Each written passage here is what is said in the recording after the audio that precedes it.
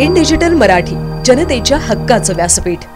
पालेगावातील रहिवासी विकास वारिंगे यांना आर्थिक व्यवहारातून बेदम मारहाण झाल्याची घटना आज दुपारी उल्हासनगर कॅम्प नंबर 5 परिसरात घडली असून संपूर्ण घटना सीसीटीव्ही कॅमेऱ्यात कैद झाली आहे।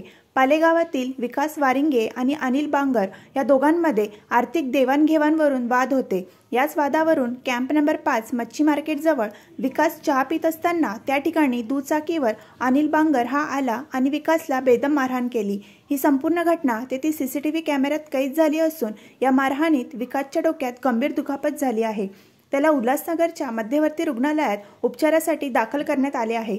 या प्रकरणी हिल लाईन पोलीस ठाण्यात अनिल बांगर यांच्या विरोधात तक्रार दाखल करण्याची प्रक्रिया सुरू आहे।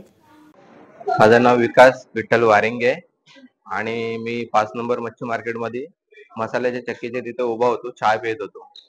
तिकडनं अनिल बांगर म्हणून भाकरी टाकायला आला होता।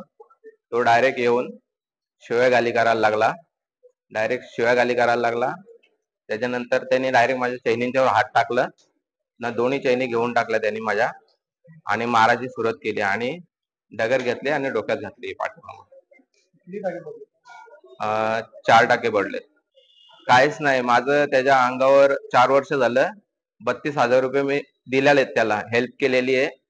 ते पैसे तर दिले नाही वापस, तिकडनं येऊन दमदाटी करून शिव्यागाली करायला लागला।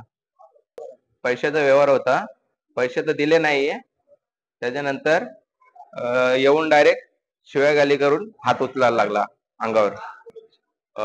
मच्छी मार्केट 5 नंबर मच्छी मार्केट मसाल्या चक्कीच्या बाजूला 2 जण होते, त्याचा मुलगा आणि तो मुलगा साईड